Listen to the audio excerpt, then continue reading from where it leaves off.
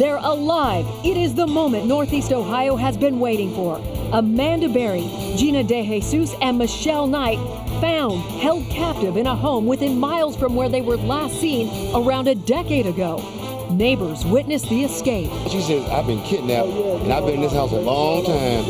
I want to leave right now. We are learning about the man accused of holding them hostage, plus a child found with the three women. Live team coverage of this amazing story starts now. And now, Channel 3 News at 11. And good evening, everyone. We are going right to our live team coverage on this breaking news tonight. I'm Chris Pickle. And good evening. I'm Russ Mitchell on an incredible night in Cleveland, a night where you can truly believe that miracles really do happen. Okay, here are the headlines once again. 3 women who many thought were dead. 2 of those women, teenagers, the last time their families saw them more than a decade ago, have been found alive.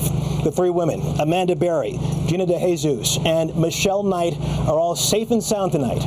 The man who police believe kidnapped those women and held them captive all these years is behind bars, and families, a community, in fact, an entire area is celebrating this evening in what can best be described as joyous disbelief.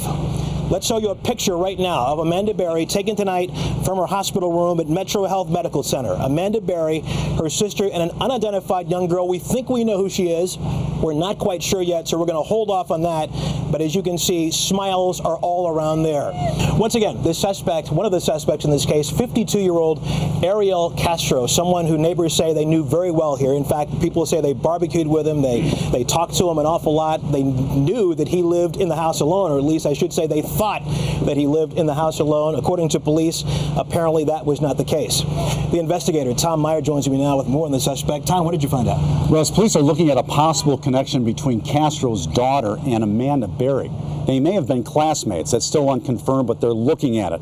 Also, Castro's son, interestingly enough, wrote an article. He's a newspaper reporter, wrote an article about the disappearance of Gina DeJesus shortly after it happened. He told us that he was absolutely stunned that this could possibly happen. Now, the feds got here shortly after 9 o'clock to search the property. We understand Castro may own 2 other properties they're going to look at right down the street. As for his criminal record, it was pretty clean. He only had 1 run-in with the law. That was a domestic violence arrest in 1993. The charge was dropped. He lived in this house since 1992. I know there's been a lot of concerns about sex trafficking, but Cleveland police responded only twice to calls at the home, and we're not sure what those calls were about. Now, I did talk with a neighbor, and I did talk with his uncle, and here's what they had to say. Well, he used to be a school bus driver, and he would always come and he would park his bus in front of this field right here. A Cleveland school bus driver? A Cleveland school bus driver, yes, yes. And we have a handicapped daughter that went to Lincoln West, but this bus would be parked right here, and they would make her walk. So my wife would call and complain. He was weird, but I didn't think he was this weird. How would you describe him? He's a nice guy. He's a nice fellow. He's a musician. He's a bass player. Now, interestingly, Castro posted on Facebook on April 22nd, he said a real woman would not use their children as a weapon to hurt their father. April 29th, he says, you make my everyday. And on May 2nd, he said, miracles really do happen. God is good. Russ, not sure what to make all that, but it's certainly worth looking at. And we learned early on in the evening that there are 3 suspects, including Ariel Castro. A lot of work to go. Okay, Tom Meyer, thank you so much. Sure. Earlier, I alluded to the pure hell these 3 young ladies experienced inside this house for more than a decade. It is chilling stuff. It is not easy stuff to listen to, but it is something that helps you put this case in perspective and give you an even more appreciation as to just how brave these 3 young women are. Right now, Tom Meyer has the latest on that. Police sources say Ariel Castro's daughter went to school with Amanda Berry, explaining why Amanda got in his car 10 years ago for a ride home. Police say Castro treated the 3 women no differently than prisoners, except they were physically abused. They were chained in the basement and allowed to go outside in the backyard only if they wore disguises. Neighbors say the 3 brothers could be nice at times, but more often they were nothing but trouble. Pedro Castro and his brother Nil like to drink and get rowdy, both busted for public intox and disorderly conduct. Nil was charged on drug charges and blowing things up in his backyard. A neighbor spoke to us on the condition we not identify her. They do drugs a lot, drink every day, and they actually do the neighborhood prostitutes. The middle brother, Ariel, was arrested on a domestic violence charge, but a grand jury did not indict him. Police responded only twice to Ariel Castro's home in the past 13 years. In 2000, it was Ariel who called police to report a fight in the street. 4 years later, police knocked on his door for leaving a child unattended on a Cleveland school bus he drove. No one answered and police left. Ariel Castro is the same Ariel Castro who wished his granddaughter a happy birthday on his son's Facebook page, saying, "Love the flower on your hair. I love you. Kisses and hugs." The Castro brothers come from a family with a stellar reputation in Cleveland's Puerto Rican community. Could the three brothers have been above suspicion because of their family's good standing? The family is comprised of businessmen and a sister who was active in local politics, working for former Mayor Jane Campbell as her Hispanic liaison. The Castro family is a very prominent family, and this is something that has shocked the whole community. The Cleveland schools fired Ariel Castro from his job as a bus driver last November, and we've learned his ex-wife accused him in court of breaking her ribs, nose, and tooth, and even causing a clot in her brain that caused an inoperable tumor. She says he even threatened to kill her as well as their daughters. I'm investigator Tom Meyer. We are getting a more clear picture of what went on inside Ariel Castro's home thanks to a police report that was first obtained by investigator Tom Meyer. Tom broke the story on WKYC.com. He now joined us live in the newsroom with the incredible details of how this drama unfolded. Tom? Russ, after reading this report, I came away knowing just how brave these women are. As officers entered Castro's house through a broken panel in the door, they hollered out, "Cleveland police." Suddenly, Michelle Knight ran out of nowhere and threw herself into the officer's arms. Seconds later, Gina DeJesus came running out of a bedroom and also jumped into the officer's arms. That's the good news in this report. The rest includes disturbing details given to the officers by the three women held captive for a decade. This is Ariel Castro being pulled over by super cop Jimmy Simone on a traffic violation in 2008. Acting as though he doesn't have a care in the world, this is the same guy the three women say made their life a living hell for 10 years. This is what we learned from the police report. It was Michelle Knight who delivered Amanda Berry's baby in a baby pool indoors. Imagine the pressure she's under when Castro, the father, tells her if she kills the baby, Castro will kill her. At one point, baby Jocelyn stopped breathing, so Michelle breathed into her mouth to keep both the baby and herself alive. Michelle told police that inside this house, Castro got her pregnant at least 5 times. She told police that Ariel would make her abort the baby. She said he starved her for at least 2 weeks, then repeatedly punched her in the stomach until she miscarried. Amanda told police that Castro would sometimes take Jocelyn outside with him. She said Jocelyn did not know Michelle or Gina's real names, for fear she might say their names in public. The women told police that Ariel chained them up in the basement. The victims say Castro kept the doors locked and would not let them outdoors except on a few occasions when they were forced to wear disguises. On the day they escaped, the women told officers that Castro apparently forgot to lock the big inside door when he left the house. Still, Amanda had trouble breaking open the storm door that remained locked. She told police she thought Ariel was testing her. She tried to get the attention of neighbors, and when she finally broke free, she called 911. If Castro was convicted on felony charges, he could wind up behind bars, just like his daughter Emily, who is now in prison in Indiana for trying to kill her 11-month-old daughter by cutting her throat. Now, the women also told police that Jocelyn, who turned 7 this Christmas, was never seen by a doctor and she was never taken to the hospital. The three women say they, too, never received any medical care while they were held captive. Just an incredible story of courage and Cleveland toughness, Russ. Oh, big time, Tom. Of course, we now know who has been charged in this case and who has not, but were the brothers, Pedro and O'Neill, mentioned at all in that report? There's nothing in the report that gives any details about the brothers except a mention of police finding Pedro passed out at his mother's home. And of course, we now know the only Castro charge is Ariel. Okay. All right. Tom Meyer, thank you so much. We are learning exclusively this evening what Castro told police during his investigation, and the investigator, Tom Meyer, joins us as our team coverage continues. Tom, good evening. Hey, Russ. Castro said he was suicidal, and not surprisingly, he's on suicide watch in county jail. As expected, he'll be undergoing a psychiatric evaluation. Police say during his interrogation, he showed little remorse. We've learned that during his interrogation with police, Ariel Castro said he was addicted to sex and could not control his impulses. Calling himself cold-blooded, Castro led police with exacting detail through his abduction of Michelle Knight, Amanda Berry, and Gina DeJesus, from how he met them to what they were wearing that day. Unbelievably, in a suicide note discovered in his house by police, Castro blamed the girls for their abductions because they got into his car in the first place. That he was clearly disturbed for quite a long time, and this was written in 2004, frankly, just after the third abduction. Sources say none of the abductions seemed planned. Rather, they appear to be crimes of opportunity. Castro believed he'd eventually be caught because he did not have an exit plan or how to deal with the three women and the girl he held captive in his Seymour Avenue home. He just didn't think it would be so soon. Castro appeared to be cocky during the interview, and the only remorse that he showed was over his capture. In the suicide note, Castro did write that he wanted to give his money and possessions to the women if he was caught. Castro also gave a possible reason for his actions. Mentions, I think, some abuse that he himself might have received when he was younger. Now, Castro says police had a chance to catch him, but they blew it. We're not sure what he's talking about, but he could be referring to the time in 2004 when he was investigated for leaving a child on a school bus he used to drive in Cleveland. Or it could have been in 2005 when sheriff deputies tried to serve papers not once, but 3 times in a domestic violence case. Russ? Interesting. Tom Meyer in the newsroom. Thanks.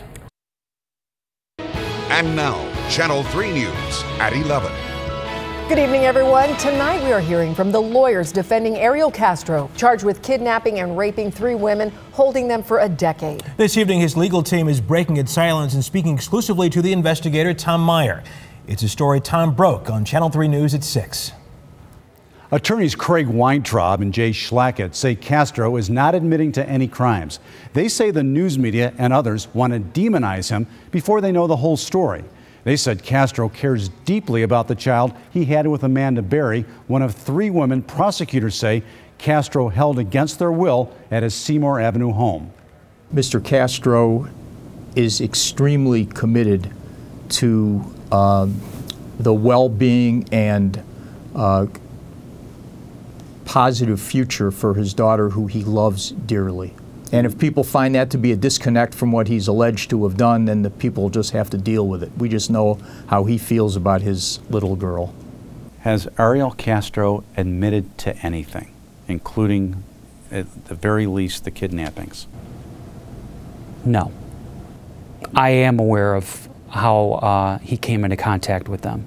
That fact will be disclosed as the case progresses. The media and the community wants to demonize this man before they really know the whole story, and I think that it's unfair and it's just not equitable. Do you fear for your safety taking on this case? Again, I hope that members of the community can simply understand what the role of the attorney is and that they don't hold me personally accountable. Jay, let's talk about his cell. He's watched completely. He's got a window in through his door. He doesn't have a television, doesn't have radio, doesn't have magazines, no access to newspapers. He's completely isolated from society. What are your feelings about the chances of getting a fair trial anywhere? Well, I think that that's a predominant concern that we have on his behalf, because this happened in Cuyahoga County. It's on the heels of the Sowell case, and we are going to investigate that concern. Right now, there's not any talk of cutting a deal. As the attorney said, this is a marathon, and they're at the starting line. Castro will definitely plead not guilty to kidnapping and rape, and possibly to any other charges the county prosecutor is seeking. I'm investigator Tom Meyer. And now, Channel 3 News at 6. Good evening, everyone. I'm Chris Pickle. Russ is off. Well, tonight we are learning the police responded to about 2 calls a week on the same street where Ariel Castro held 3 women hostage. The investigator Tom Meyer has also learned the cable guy was inside Castro's home with Castro at his side. And Tom joins us now with these latest developments. Chris, that 2 calls a week comes out to about 1,000 calls over 10 years, the time the women were held captive. Now, Castro lives right here at 2207. Here at 2203, just 2 houses down, police responded 35 times. Now over here at 2115, a couple more houses down the street, police took 37 calls, and up here at 2120, a whopping 68 times they responded. The Seymour Avenue block is an interesting mix of well-maintained homes on one side and foreclosed and vacant houses on the other side. We do have calls relative to domestic violence, things like smash and grabs for cars, thefts. Lots of calls for fights, too. Even Castro called one in. A number of people rent and don't stick around for long. Others keep their homes well maintained and have lived here for a long time. Aurora Marty for 47 years. We asked neighborhood councilman Brian Cummins to help interpret. She doesn't blame the police for not finding out that these women were there earlier, because she feels that there wasn't evidence or a reason that the police would believe that he would have done this. Police responded to calls to Castro's home twice. Sheriff deputies knocked on his door 3 times, trying to serve domestic violence papers. In addition, you knew a cable guy was in there, though? Yeah, definitely. A cable company technician says a co-worker was inside Castro's home. Was Castro in there, do you know? Yeah. Doing what? I believe it was a trouble call. Trouble with his cable TV. It sends a chill up my spine. Knowing that police were in the neighborhood often and that the cable guy and fellow musicians were inside that house of horrors. They noticed the inordinate number of locks, but they just take it to the effect that this guy's a little strange. Cleveland police have fiercely defended their investigation of the 3 missing women, saying they searched just about everything they could search legally. Police also say they never received any calls of anyone reporting suspect activity at Castro's home. Good evening, everybody. We broke the story first on WKYC.com. New video of Ariel Castro taken just hours after Michelle, Amanda, and Gina were freed from his house on Seymour Avenue. The investigator Tom Meyer got his hands on the video first. He joins us now, and I can't wait to see it, Tom. Robin, the video captures Ariel Castro and his brothers Pedro and O'Neill being booked by Cleveland police. While it may not say a lot about Ariel, it certainly says a ton about how his brothers felt about the accusations against him. Police officers, whose faces were blurred by City Hall, escorted the Castro brothers to booking about 6 hours after the missing women were found safe. 52-year-old Ariel Castro stood between his older brother Pedro and the youngest of the 3, O'Neill. Ariel stood in place for the most part, perhaps because, as sources told us, he expected to get caught eventually. But watch O'Neill on the right, who appears visibly upset. He wants nothing to do with Ariel. Then, without warning, O'Neill takes off and deliberately runs into a wall. He smacks his head into the glass, not once, but twice. The bizarre scene doesn't seem to faze Ariel. Pedro and O'Neill, who refused to stand next to Ariel in court, were later released on unrelated misdemeanor charges. In a later interview, O'Neill verbalized what he seemed to be thinking during the booking, calling Ariel a monster. I want him to suffer in that jail to the last extent. I don't care if we even feed him what he has done to my life and my family's. Now, Pedro and O'Neill later said they had no idea that Michelle, Amanda, and Gina were in Ariel Castro's home. They said he always kept the radio or the TV on when they were there, which didn't seem strange to them because they said Ariel was so strange.